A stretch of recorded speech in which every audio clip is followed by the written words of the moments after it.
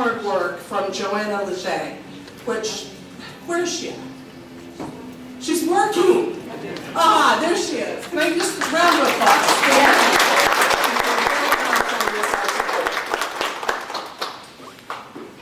So, we're going to start with just a brief introduction of our legislative panel. We have both legislators and candidates, and so if I could just real quickly pass around and let folks introduce themselves. Hello, my name's John Rosenthal, and I'm a Democratic candidate for State Representative in House District 135. I'm also the chair for Indivisible Texas District 7. So we're trying to replace, trying to flip a seat in Washington and one in Austin. John Rosenthal. Hello, I'm Dr. Freddie Infortuni. I'm running for House District 130, which is the northwest section of Harris County. We're trying to legislate and bring the idea of managing and ruling for the common good of everybody in Texas. Thank you.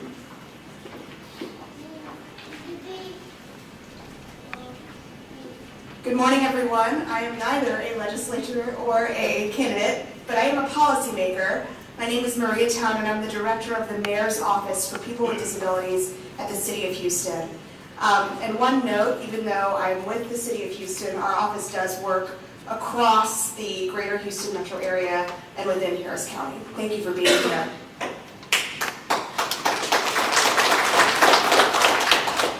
Hi, good morning. My name is Alex Karjiker. I'm running in State House District 129.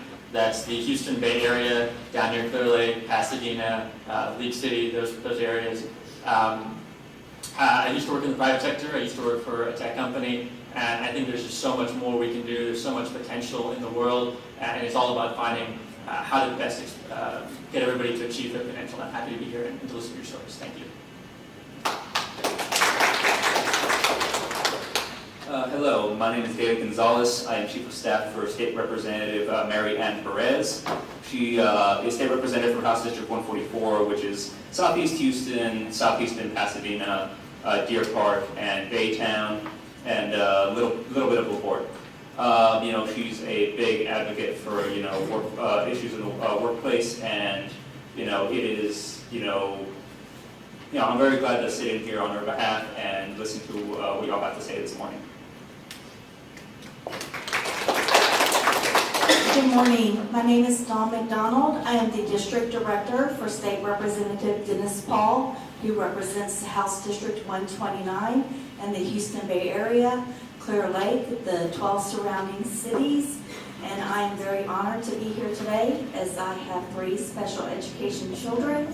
And I'm very honored, and thank you for having me. Good morning, I'm Sarah Davis. I am State Representative for House District 134. I'm in my 4th term. I currently serve, or this past session served on the Calendars Committee, the Corrections Committee, Chair of General Investigating and Ethics, and most importantly to you, I am Chair of the Appropriations Subcommittee on Health and Human Services and served as the budget conferee for Article 2 for the last 2 sessions.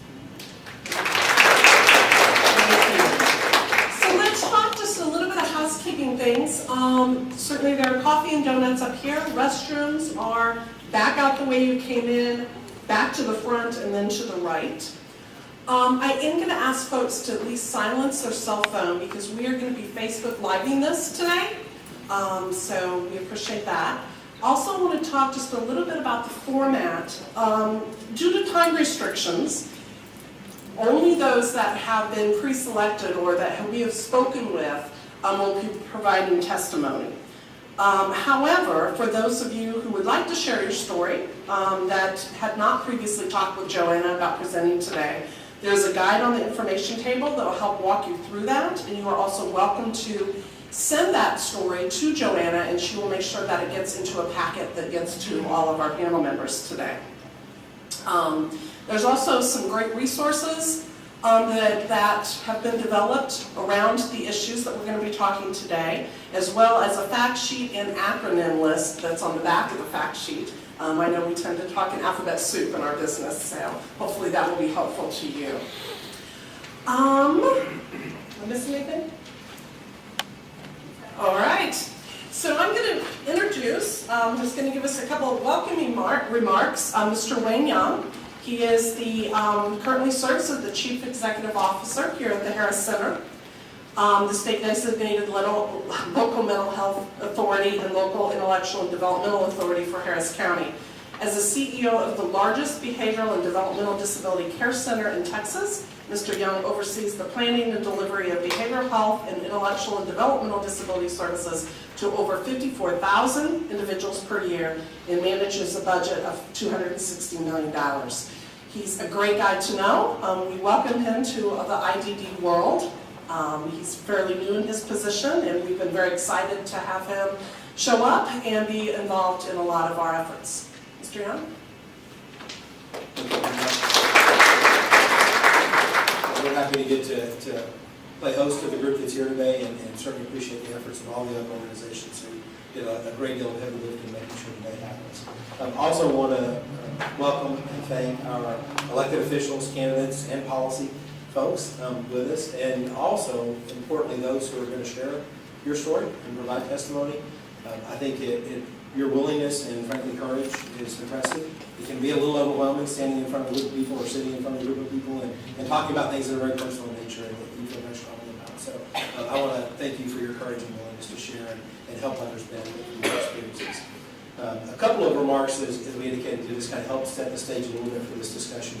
In 1999, the Supreme Court issued a decision that Title II of the Americans with Disabilities Act requires states to provide individuals with disabilities with services and programs in the most integrated setting appropriate to their needs.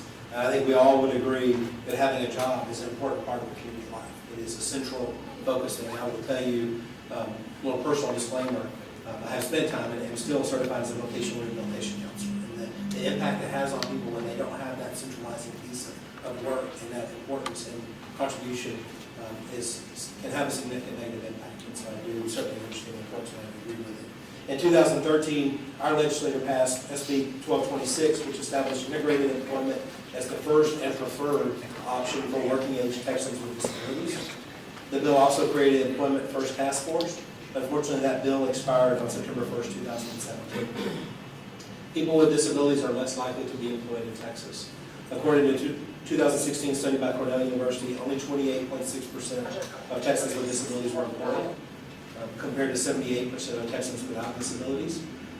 According to another study from 2014-15, only 9% of Texans with intellectual and developmental disabilities reported having paid work in the community. Almost half indicated that they would like to be employed in the community. And even when people with disabilities are employed, some may work in segregated settings like sheltered workshops and receive sub-minimum wages. A Disability Rights Texas 2017 report found that nearly 10,000 people with disabilities in Texas are working in Texas sheltered workshops receiving sub-minimum wage. I think we all know the challenge of surviving and paying bills and making it on minimum wage. Imagine trying to work at a rate that is sometimes substantially lower than what minimum wage would be. Medicaid waivers provide a person with IDD with services and supports to live in the community. As of February 2018, there were more than 258,000. I'll say that number again just to let it set in, because I think we've heard it. Some of us have heard it so much you almost get a little numb to it. But 258,000 children and adults statewide are waiting for various waiver services. In the last 6 months, we've added 25,000 new people to waiver services. So let that sink in as well. So this is not a number that's declining. This is a number that's growing, with frankly not an optimistic end in sight for those individuals receiving services. Of those who received waiver services, only 3% had community employment as a goal in their service plan. And to ensure that I don't try and take a position on moral high ground I don't have the luxury of affording, we have a lot of work to do in that area ourselves. That's an area that we've got to focus on. We've heard that feedback from the community, from the people who are passionate about this, and we will respond appropriately because I think we could have an impact on that as well in our organization. However, what's most important, and the reason we're here today, are for the individuals who have stories to share and experiences that they would like to share with you. And I will turn this forum over to them now. Thank you.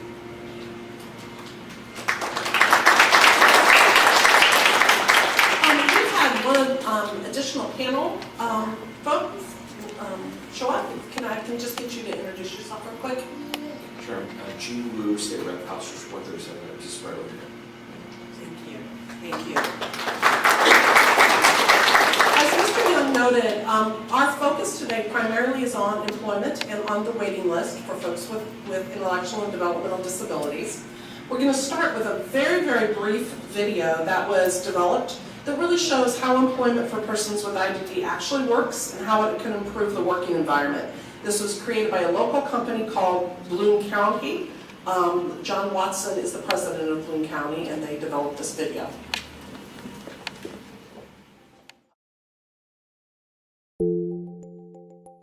I like working here because it makes me feel proud and good.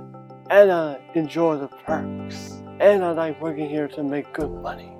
Everybody needs to know I'm so honored, I'm so thrilled to working here at Legacy Ford. They are my legacy team.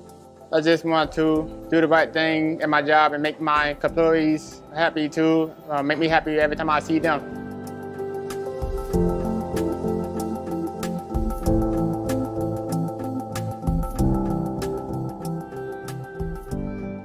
The clients or the employees that we hire are always on time. They are ready to go to work. Lack of distractions makes them focus on their work. And when they're here ready to work, and they do a great job. Stevie plays a valuable role. Doing that prep work for our production is something that he enjoys doing, is excited to come in and do on a daily basis, and it probably would be work that some of our other employees might not be as passionate about and may not do as good a job with. David always has a positive attitude. I don't think I've ever seen him have a downtime where he didn't want to be bothered. I walk in or any team member walks in, says, "Good morning, David," "Good afternoon." And David's always, "Hi, how you doing?" Or he'll just say, "Hey," as usual. It's been very rewarding for me personally. In my 10 years here, we've had employees that come in, might have had a bad day at home, might not really want to feel like coming into work and put on a happy face and come in with a great attitude. That has not been my experience with the 2 clients that I've employed here. Every day that they come in, every day, they're thankful for the job, they're thankful for the opportunity, they have great attitudes. Brandon is always at work on time compared to maybe some of the other employees that I have, but Brandon's always here on time. And if he's going to be late or anything, they make sure that they let us know. Again, it's just like working with any employee. You've got to learn how to motivate them and work with them in the context of your business, and that can be done.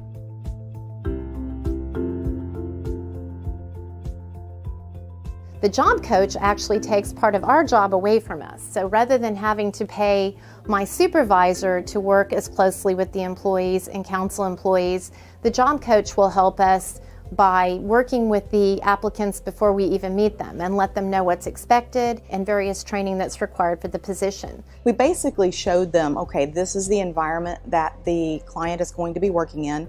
This is the skill set that's going to be necessary to accomplish the job position that we're looking for. And I felt really confident that they were going to find the right person for the job because the job coaches came out and they actually sat down and learned the position first. By me being a restaurant manager, I have over 25 employees that I have, to work around with. But with Brandon's job coach, Sandra, she comes in, makes sure that Brandon's doing his job. If there's anything that I need help with or that Brandon doesn't understand, I tell her about it and then she can work around it with Brandon. If we wanted to advance our client into a bigger role in the dealership, the job coaches would come back, we'd explain to them what we want done, and they would advance and help work with that client. They didn't just disappear after the initial investment or training opportunity was done. The job coaches kept in touch with me via telephone. They'd come out and make spot checks, monthly or so. It's been very, very positive experience for us.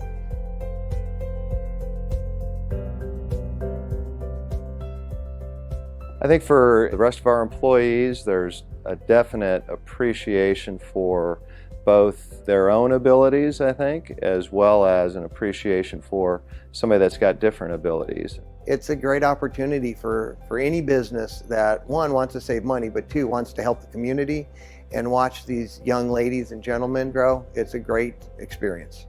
David's interaction with other employees is a very positive reaction. I think our other employees, they actually learn from David because they see that he is a hard worker, that he's constantly going, and that whatever you ask him to do, David does it.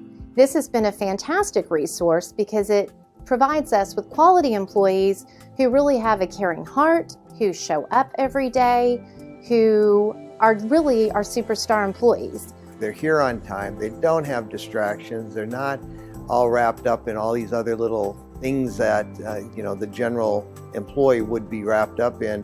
Like I said, he always comes to work, uniform, neat, freshly shaved, name tag, hat. Whereas I have other team members, hey, where's your name tag? I left it at home. Where's your hat? I'm like, hello, it's your job. Why you don't have it? Brandon, I never have to question Brandon about anything. Brandon is just a great team member to have, and I wouldn't trade him in the world for anyone. Hi, I'm John Watson with bloomcommunity.org. I hope you learned of some ways that hiring a person with intellectual and developmental disabilities can help your business. By spreading these seeds of understanding, we believe the community at large becomes a more productive place and also a more beautiful place for all of us to live. Thank you.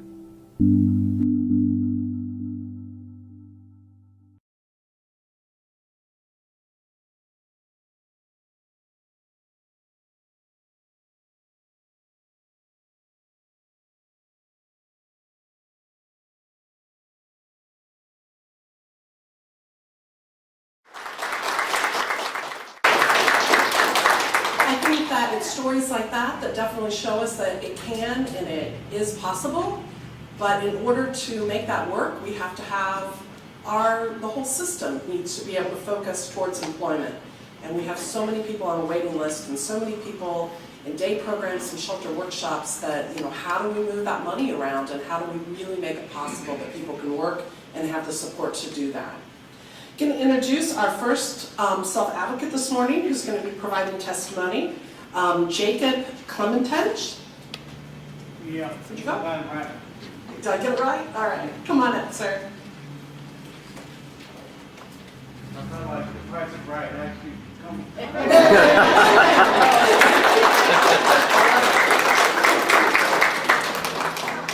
You have a seat here. I'm going to turn this mic on. Just put that up. There you go, sir.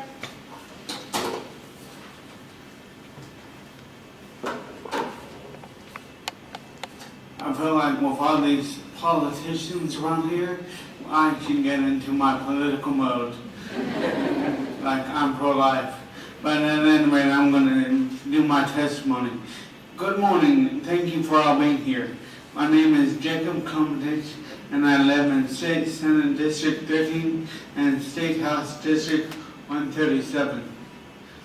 In 1992, I was hit by a car while on a bicycle. I had a traumatic brain injury from that accident resulting in minor physical and mental disabilities. With a lot of hard work, I received a BA in philosophy from the University of Houston and 2 associate's degree. I've also competed in Barcelona on the ambulatory cerebral palsy soccer team and on the 1996 Paralympics disabled bicycling team in Atlanta. I volunteer a lot in our community and at church. I've had a handful of jobs. First, I worked at McDonald's after high school, but they let me go because I didn't work fast enough. Then in college, I worked in the sports equipment room. I also had a print job where I stapled and bound books, but they let me go from that because I didn't have the coordination for it. After I graduated, I worked for my dad's company as a clerk in oil technology services. After that, I went to an organization that helps people with brain injuries find jobs.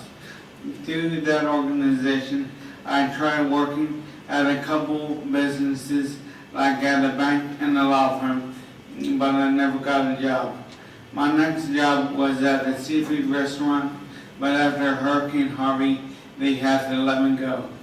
I really liked the jobs that I had, and I got paid minimum wage and sometimes more. Some people with disabilities work in shelter workshops and get paid below minimum wage.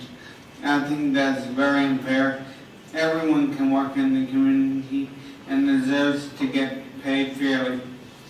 Right now, I'm doing the Transitional Employment Program through the St. Joseph Clubhouse through an organization, and I really like it. I've interviewed for a few jobs, but I haven't gotten one yet. The program helps a lot, but they don't have enough money to help everyone they want to help. I think that organizations need to have more access to more money to help people with mental health needs or disabilities to find jobs and to have the support to keep them. Something that would really help me keep a job after I found one would be a job coach who can help me long-term if problems or changes happen at work. Ongoing supports are really important for people with disabilities because they can help me relearn tasks if I need to and negotiate accommodations with my employer so I can keep a job. Unfortunately, there's not enough money for that service in Texas today. Having a job is really important to me because it helps me to have self-respect. I like to feel useful to my community. I also think it's important to have a job so that I can pay taxes for other people who need help. Thank you for listening to my story and helping people with disabilities contribute to the community.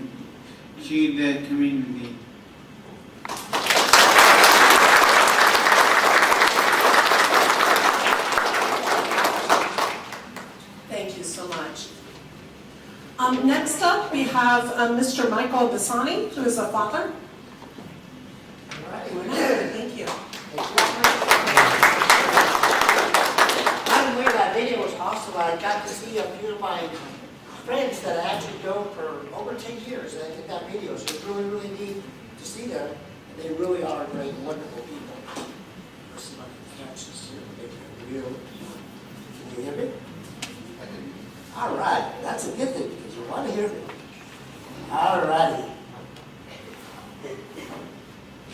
Thank you for allowing me to speak at the 2000 Legislative Listening Hour. I currently live in Texas State District 17 and Texas House District 27. It's not every day I get an opportunity to speak with distinguished guests that can help my friends and family member with an intellectual and developmental disability. My name is Michael Biasini, and my wife and I are both special education teachers with over 46 years of experience combined. I've been involved in Special Olympics since 1972. I'm also on the Houston Community College Vast Academy Advisory Board. I'm also a parent with an autistic child. Basically, I am saying that I have dealt with many individuals with a variety of intellectual and developmental disabilities for a long time. My son Matthew is currently 23 years old. He graduated from high school. He also graduated from the HCC Vocational Advancement and Skills Training Academy, which is the VAST Academy. As a matter of fact, Matthew is one of the ambassadors for the VAST Academy. You would think someone who has additional training and skills can be easily employed. Let me tell you about a few of his experiences. And his first experience was with DARS. He went to the Texas Department of Assisted Rehabilitative Services, which is now a vocational rehabilitation of the Texas Workforce Commission. He went to DARS when Matthew was 18 years old in hopes of helping him get a job. DARS set up an interview and actually made an agreement to set up the interview. They actually came and picked him up. But they refused to transport him because he had a frustration over the right pair of pants. We went back to DARS and pleaded our case to give our child or our son a second chance, since he never made it to the interview. To us, this was a learning experience. They never offered him another job since that time and basically closed his file. Unfortunately, working with DARS was not a good experience because they wrote Matthew's ability to work off. People like Matthew who have IDD are employable. We just need someone or a company to give them an opportunity.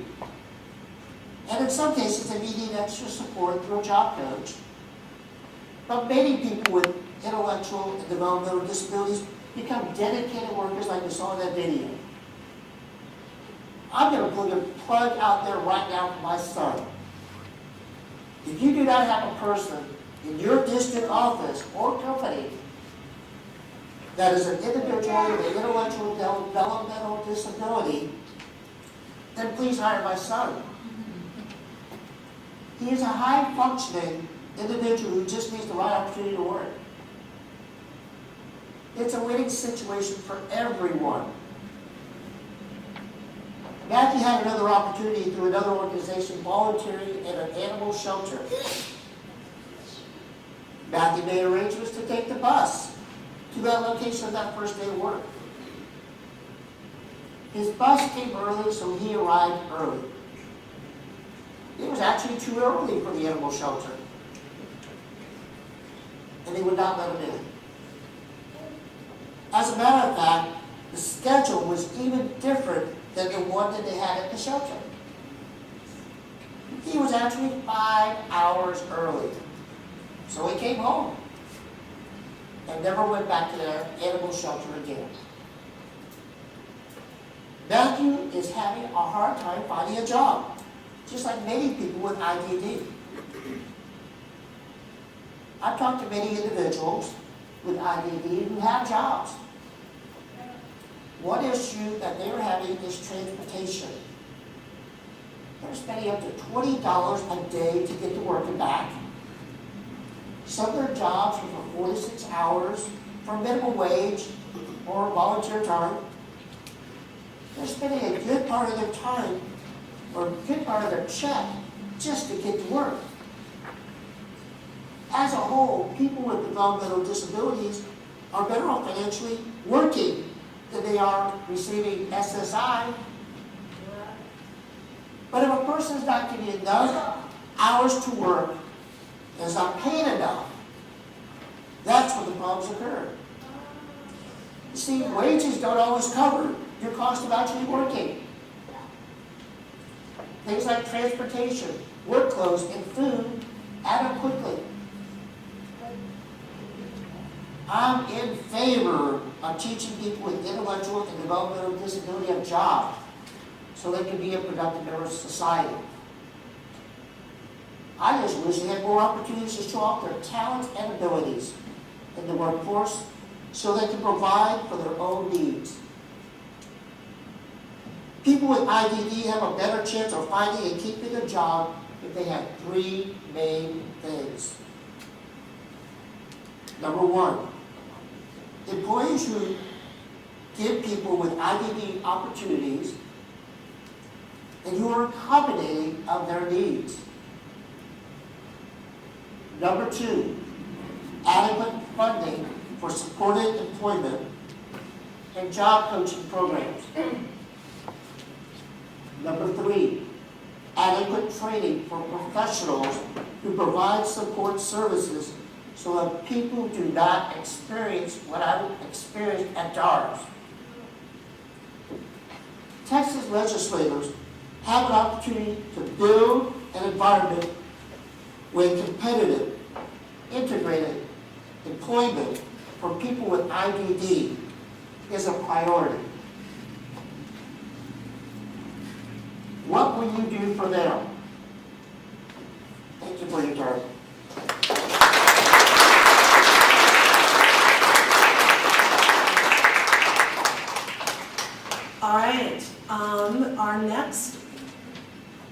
provide testimony, Jonathan Vermalen, who is a self-advocate.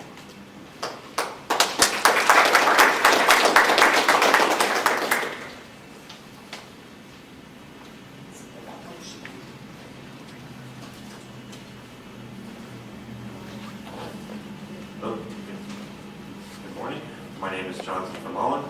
I live in State Senate District 17 and State House District 113. I'm currently a graduating senior at the University of St. Thomas, and I'll be getting 2 degrees with honors in political science and criminology, law, and society. I also have Asperger's syndrome, or high-functioning autism, and I'm currently employed part-time at Disability Rights Texas. I will say my first experience with employment was not very good. I was a stacker at Kroger during the summer of my senior year in high school. I had to deal with harassment and discrimination because of my disability. During the interview, they had a piece of paper that explicitly asked me if I had a disability. I did not disclose my disability because I did not want to not get hired because of my disability. Also, my managers did not train me very well, and they were impatient with me to the point that one of them flat out asked me if I was retarded. Most significantly, one of my other managers told me if I could not push 40 shopping carts at once, I could not keep my job. After a week of working at Kroger, I resigned from my position as a stacker. It took me months to work up the courage to set foot in Kroger again after what I experienced as an employee. I told my parents about what happened, and we told the managers of the managers what they did to me, and they were appalled and offered me my job back. Unfortunately, at that point, summer was almost over, and I would have to go back to school by the time I could start working again. Fortunately, my current job in disability rights has been a significantly better experience. I do everything from legal research to legal writing to e-discovery to presentations on websites that have autism. I love doing research and public speaking and hope to make it my full-time job one day. I'm also very good with computers, and I am more than happy to help my supervisors with technical help, such as phones, computers, and printers. I research and write efficiently, work hard, and I'm always happy to help others. As a result, Disability Rights Texas appreciates everything I do for them. Policies in Texas must ensure that people with disabilities have experiences at work like this, not like what I experienced at Kroger. All employers must know how to create a working environment that welcomes and accommodates employees with disabilities. However, due to the fact that I'm graduating in May and my contract Disability Rights Texas expires in the summer, I'm currently looking for full-time employment at a law firm. If you know of anyone looking for a legal researcher, please keep in mind. Thank you for having me today.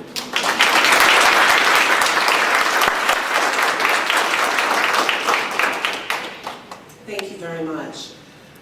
Next up is Shania Purtle.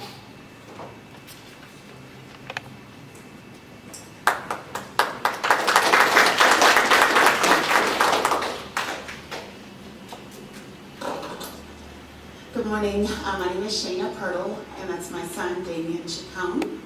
Say hello. We are in the Senate District 7 and the House District 135. This is really kind of my first experience with something like this, so bear with me. My son was diagnosed at the age of 3, and I'm his sole caregiver, and I have done everything that I can to prepare him for adulthood as much as I possibly could. At age 16, we started looking for a position for him in the neighborhood. We applied at many of the stores that are within walking distance, because of course my concern was transportation. I worked full-time to support him, so it was not feasible for him to work any further away from home. When I filled out applications, most places require you to fill applications out online. And I would note that he has challenges, but he's a very hard worker, and they wouldn't regret hiring him, and that never got a response. So then I tried introducing him face-to-face with hiring managers, hoping that they would be able to see that this is someone you can work with. He would work harder than anybody else in your organization, I promise. That's the way I raised him. And unfortunately, that was fruitless as well. So now that he is in, well, he has one more year that he's able to remain in high school, I am very concerned about what his quality of life will be like once he's out of high school if we're not able to get him employed. Once employed, again, my biggest concern is the transportation and getting him to and from work. Secondly is coaching. My son is, he's very smart, but sometimes the repetitiveness is what really gets him going. He thrives off of a schedule. So coaching and having someone in his corner to facilitate for him is extremely important in making sure that he can be successful and a contributing member of our community. Thank you.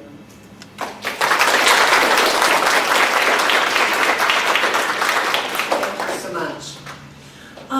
Next up is Mr. Ed Galloway. Me. That's you. Yeah. Ticket guy. I want to let folks know here on the panel that Ed's speech is also in your notes. I got my book. You got it, all right.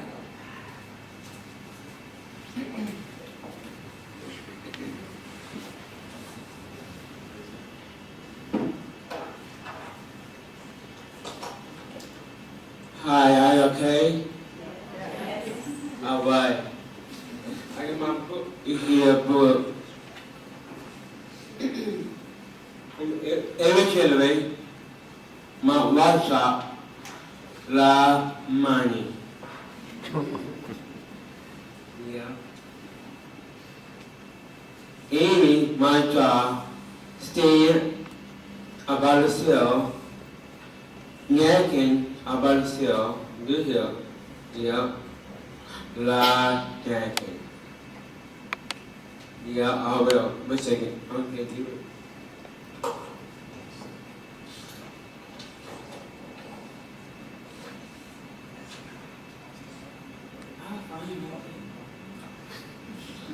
Eventually, my strategy in my sugar, my stuff here.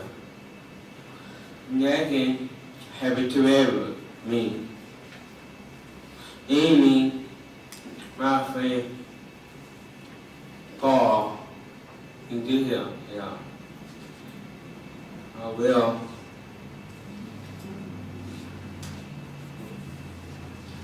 I'm eventually sick over here. You pray eventually in prayer. Martha, Eva, and Johnny. What's wrong? Could you just sit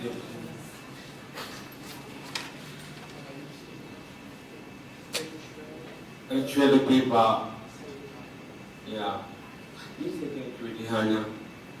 I'm a sister. Hey, keep it here. Next right here. I got a shred paper and shred school about yourself. Yeah, I will. To ever, happy to ever. My friend, do here. 2, 1. Wait a second. Picture here. La money. Fashion.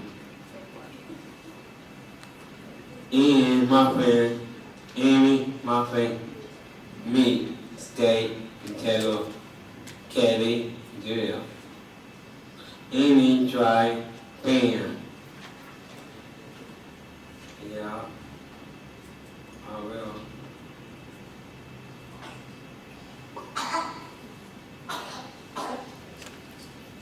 Wait a second.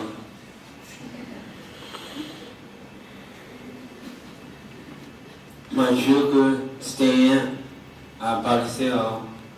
Eventually, Necking, I about to sell every Chevrolet, I about to sell. Yeah. I like it necking too. Yeah. I will. My sugar, every Chevrolet, shredded chicken, Trevor, happy Trevor, Amy, my friend, my job. Yeah.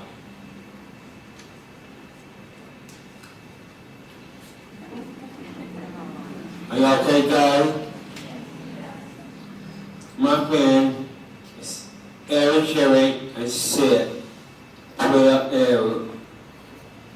And Masa, Aaron, Johnny, Amy.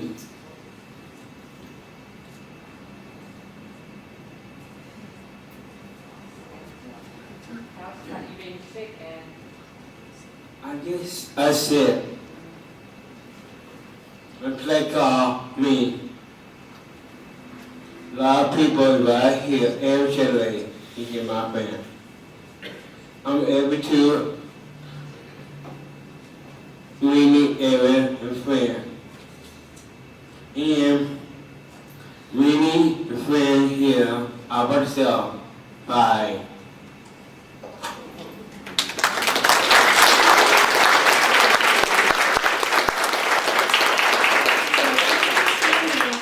That Ed has 2 different jobs? Yes. He actually owns his own business. What's the name of your business? Ed, what's the name of your business? I about to sell Amy. I about to sell. He works for the catering business. Getting to, 1 day a week. yeah, He owns his own business, Ed Shreds. cheddar pepper. He shreds the paper. He has clients of individuals and businesses. Shredder. Thank you very much.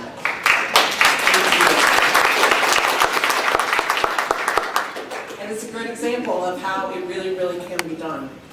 But Ed has the waiver and he has the supports available to him. Our next person to provide testimony is Lisette Landingen.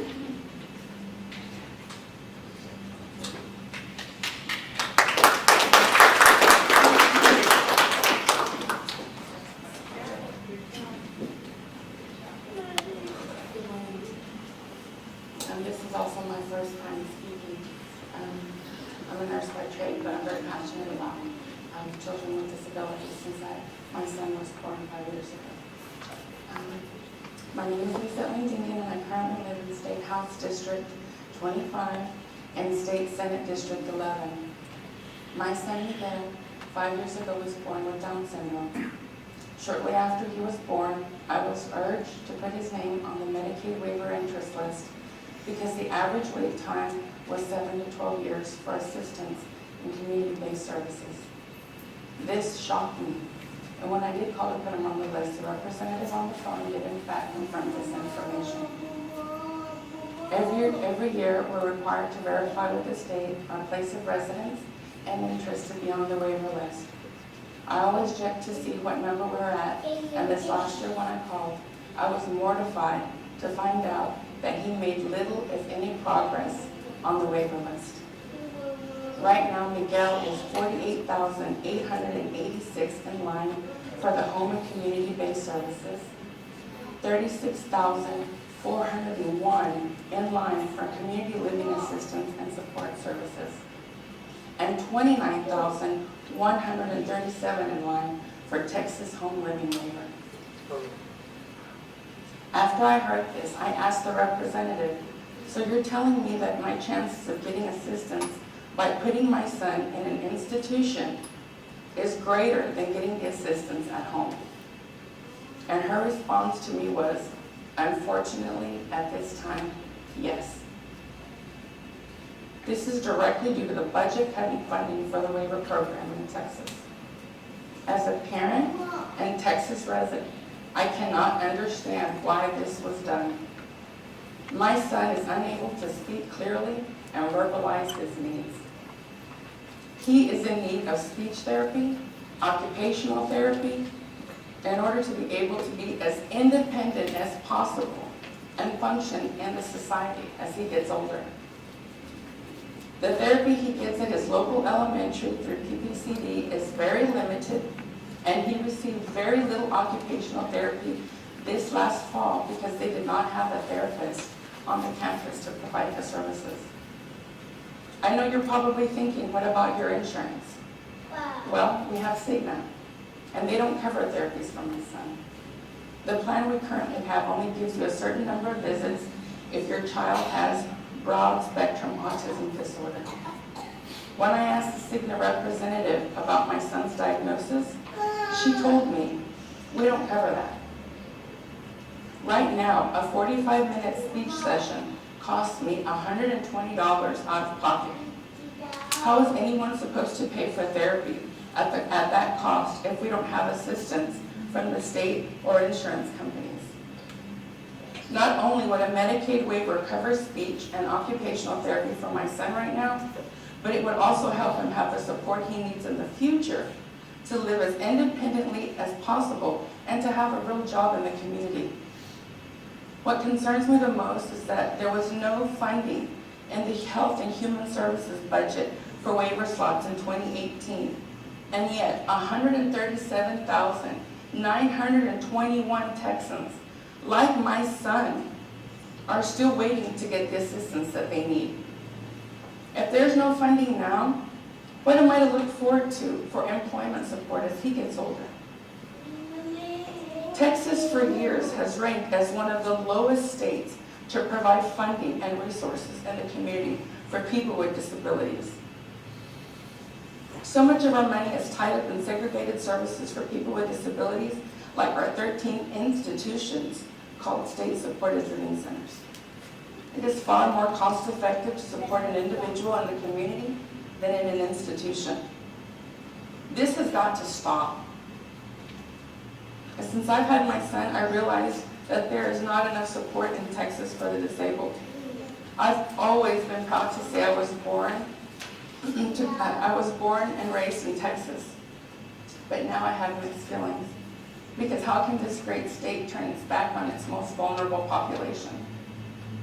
Legislators, please join my efforts to speak up for my son.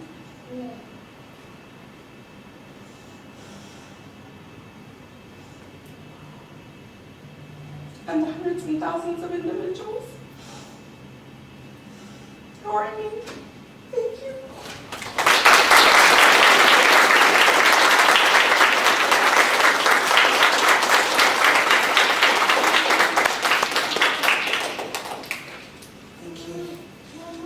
We have a couple, we have two more testimonies. The next one is Karen Steinbaum.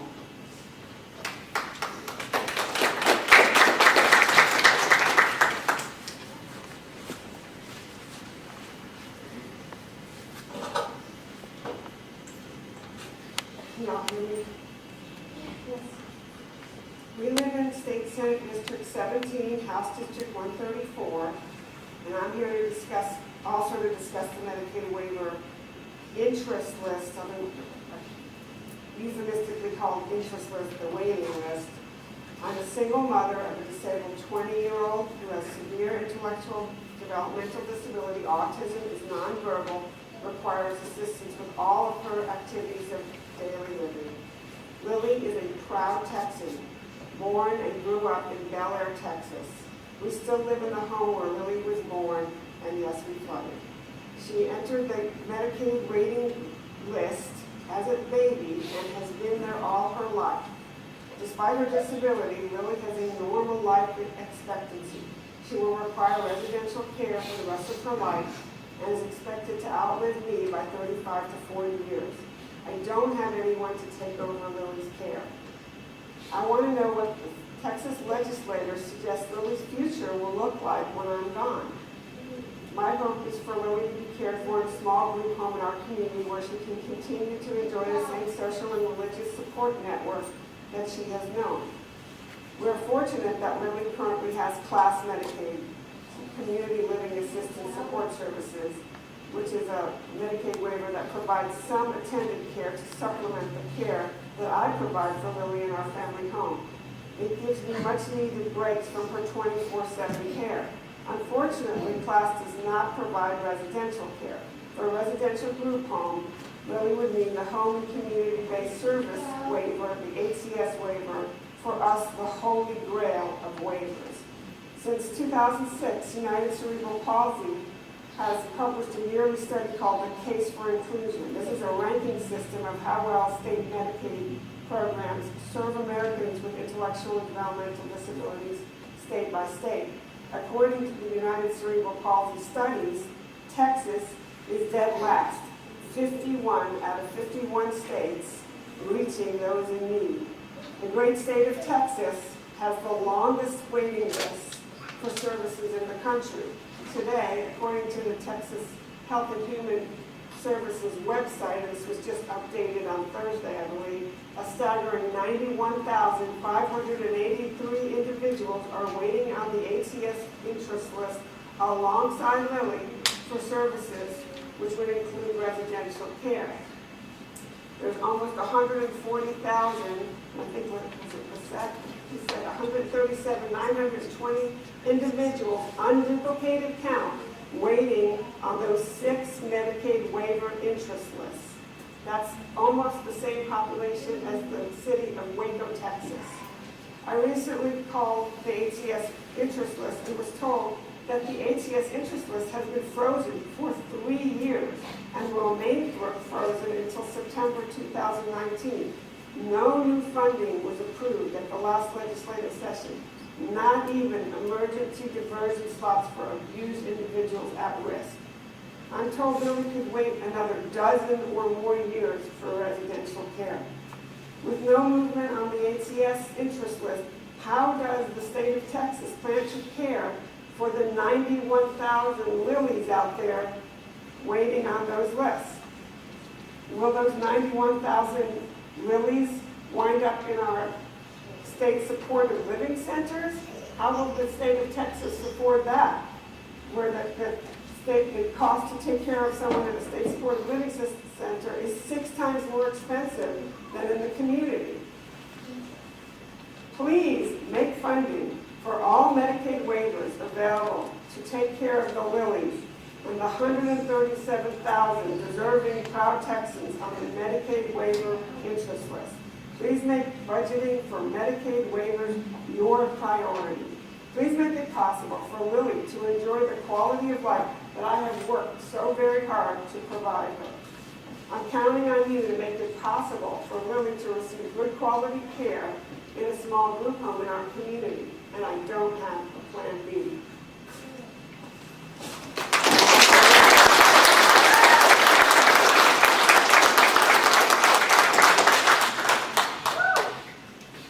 And lastly, to introduce the fabulous Judy Blake. I can't believe you just said that. Thank you. Good morning, dear legislators and people participating and attending today.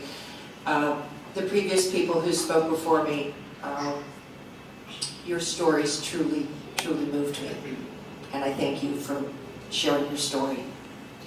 My name is Judy Blake, and I live in State Senate District 17 and House District 134. Thank you, Sarah Davis, for being here. I am the proud mother of my amazing son, Ryan. He is 23 years old with a diagnosis of autism, intellectual disabilities, and Tourette's syndrome. I am very happy to tell you that he works 20 hours per week in a school cafeteria in Houston Independent School District. Go Ryan. He is completing his 2nd year, and I am truly, truly grateful. Yet he has this job because of the supports he receives on the job. He had a wonderful job coach when he first started, and he has an amazing supervisor who truly believed in working with him and that he could add to the workplace. I want Ryan to be fully integrated in the community, but in order for him to do that, he needs more help, especially in the area of money management, communicating with others, and appropriate social interaction. I am very concerned about the existing state of the managed care system and the misinformation disseminated to families. My son is eligible for Medicaid and is signed up with one of the major managed care organizations. Yet he is not receiving the services he is entitled to. The goal of Community First Choice was to increase access to long-term care services to enable individuals with disabilities to remain in a community setting. There are two services: Personal Assistance Services, also known as PAS, and Habilitation, that helps people acquire, maintain, and enhance skills to accomplish activities of daily living, also known as ADLs, and activities related to living independently in the community, IADLs. Community First Choice is an excellent option for people like my son who are waiting for waiver services. And yes, I'm on that interest list as well. That is 12 to 14 years. As part of the Community First Choice program, my son is eligible to receive supports in the community.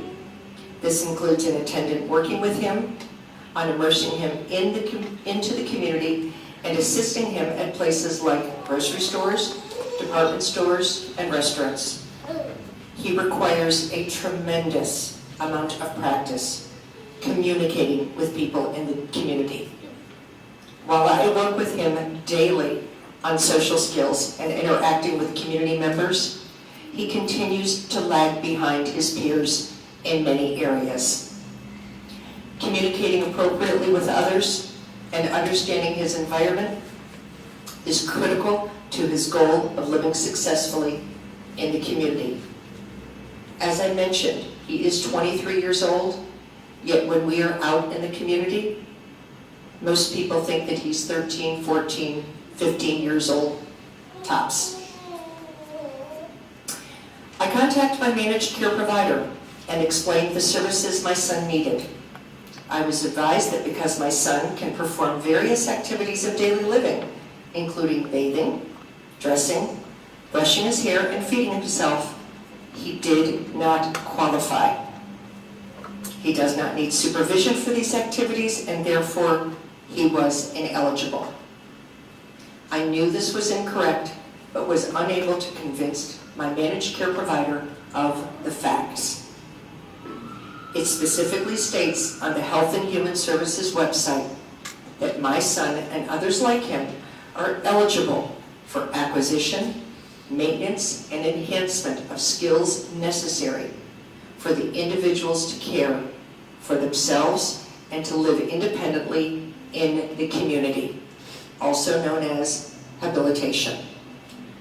The key words are to live independently in the community. I believe that the managed care organizations need extensive training on what services young adults like mine are entitled to under the existing guidelines. Community First Choice is a program that provides services and supports to people living in the community who are enrolled in Medicaid. It was designed to be implemented and managed by these organizations and provide support for families like mine who are waiting years for community supports.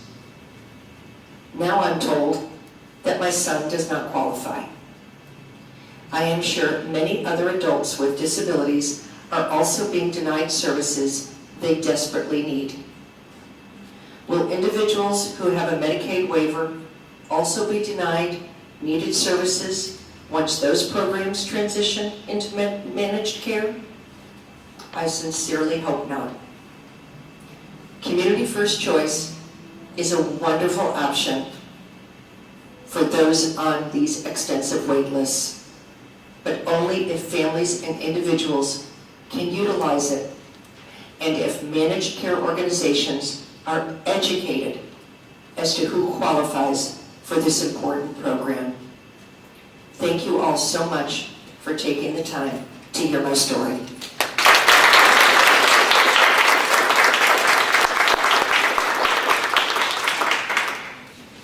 Thank you, Judy. We have one last very, very short video that we want to show you.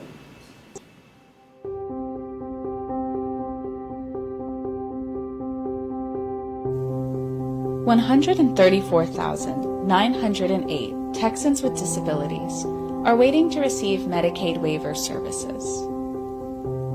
Are you one of them? 134,908 is a big number. That's 134,908 people with disabilities waiting for important services like employment assistance and personal attendant care. Some Texans have waited for over 12 years. In the 85th legislative session, zero funding was put towards waitlist reduction. We can do better. The ARC of Texas and Texas Advocates are proud to launch What's Your Number?